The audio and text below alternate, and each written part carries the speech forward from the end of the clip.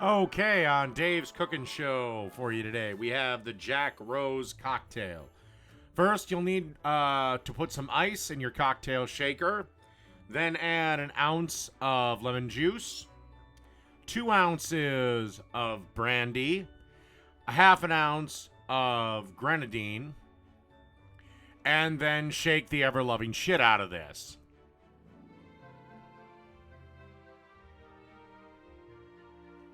And then grab your glass, make sure to spill a little on the counter, and pour it on in. And that's it. The Jack Rose cocktail. Perfect for your holiday party, and it is done.